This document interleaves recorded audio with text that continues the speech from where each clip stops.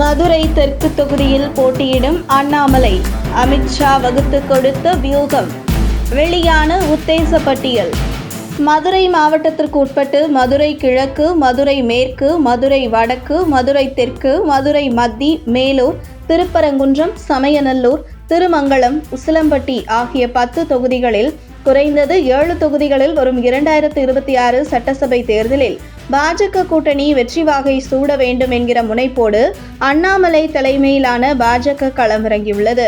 சமீபத்தில் கோவை வந்த அமித்ஷா வரும் 2026 தமிழக சட்டசபை தேர்தல் குறித்து தமிழக பாஜக தலைவர்களிடம் பேசியதாக தகவல் வெளியாகியுள்ளது.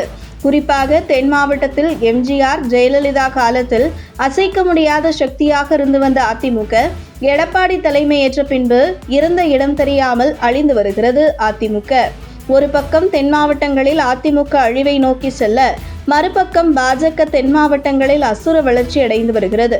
மேலும் தென் மாவட்டத்தில் வலுவாக இருக்கக்கூடிய அதிமுக, தென்னிந்திய ஃபார்வர்ட் பிளாக் கட்சி போன்றவை பாஜக கூட்டணியில் இருப்பது பாஜகவுக்கு அசுர பலமாக இருந்து வருகிறது.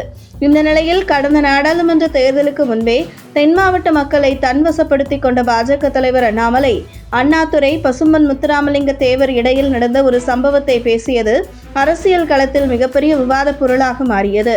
இந்த விவகாரத்தில் அண்ணாதுரையை அண்ணாமலை இழிவுபடுத்திவிட்டார் என அதிமுக, திமுக 2 கட்சிகளும் ஒன்று சேர்ந்து அண்ணாமலையை எதிர்த்து அரசியல் செய்ய, பசும்பொன் முத்துராமலிங்க தேவரை பெருமைப்படுத்தும் விதத்தில் பேசிய அண்ணாமலை பக்கம் நாங்கள் இருப்போம் என தென் மாவட்டத்தில் பெரும்பான்மை சமூகமாக இருக்கக்கூடிய முக்குளத்தோர் சமூகம் அண்ணாமலை பக்கம் நின்றது.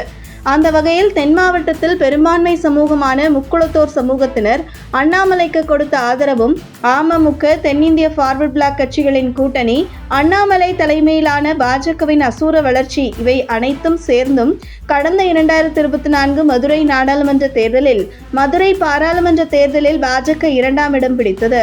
இந்த நிலையில் அதிமுக கோட்டையாக இருந்த தென் மாவட்டத்தை பாஜக கோட்டையாக மாற்றி வருகிறார் அண்ணாமலை.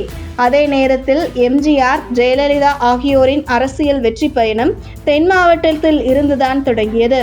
அந்த வகையில் உளவுத்துறை மூலம் தென் மாவட்ட அரசியல் குறித்த ரிப்போர்ட் அமித்ஷாவுக்கு பாசிட்டிவாக சென்றுள்ளதாகவும், அதனால் தென் மாவட்டத்தின் தலைநகரான மதுரையில் பாஜக தலைவர் அண்ணாமலையை களமிறக்க பாஜக தலைமை முடிவு செய்துள்ளதாக தகவல் வெளியாகியுள்ளது. அந்த வகையில் மதுரையில் உள்ள மொத்தம் 10 தொகுதிகளில் எந்தெந்த தொகுதிகளில் பாஜக வேட்பாளராக யார் போட்டியிட இருக்கிறார்கள் என்கிற உத்தேச பட்டியல் கசிந்துள்ளது. அதில் மதுரை தெற்கு தொகுதியில் பாஜக தலைவர் அண்ணாமலை போட்டியிட இருப்பதற்கும், திருப்பரங்குன்றம் தொகுதியில் பாஜக சார்பில் சரத்குமார், மதுரை வடக்கு தொகுதியில் பாஜக கூட்டணி கட்சியான தென்னிந்திய ஃபார்வர்ட் பிளாக் கட்சியின் நிறுவன தலைவர் திருமாரஞ்சி, மதுரை மத்திய தொகுதியில் பாஜக சார்பில் AR மகாலட்சுமி, மதுரை கிழக்கு தொகுதியில் OPS ஆதரவாளரான முன்னாள் MP கோபாலகிருஷ்ணன் மற்றும் மதுரையில் 10 தொகுதிகளில் மீதமுள்ள 5 தொகுதிகளில் 2 தொகுதிகள் கூட்டணி கட்சியான அமமுக போட்டியிட இருப்பதாகவும், மீதமுள்ள 3 தொகுதிகளுக்கு இன்னும் வேட்பாளர் உறுதி செய்யவில்லை என தகவல் வெளியாகியுள்ளது. இந்த நிலையில் ஏற்கனவே தென் மாவட்டத்தின் தலைநகரான மதுரையில் பாஜக வலுவாக இருந்து வரும் நிலையில் சமீபத்தில் டங்ஸ்டன் திட்டத்தை பாஜக ரத்து செய்தது, மேலும் திருப்பரங்குன்றம் மலை விவகாரம் போன்றவைகளால் பாஜகவுக்கு தென் மாவட்டத்தில் மக்கள் ஆதரவு பெருகி வருகிறது. மதுரையில் உள்ள 10 தொகுதிகளில் 5 தொகுதிகள் பாஜகவுக்கு வெற்றி வாய்ப்பு பிரகாசமாக உள்ளதாகவும், கடினமாக உழைத்தால் மேலும் 2 தொகுதிகளில் பாஜக வெற்றி பெற்று மதுரையில் மட்டும் 10க்கு 7 தொகுதிகளை பாஜக கைப்பற்றும் என்கிறது மதுரை அரசியல் களம்.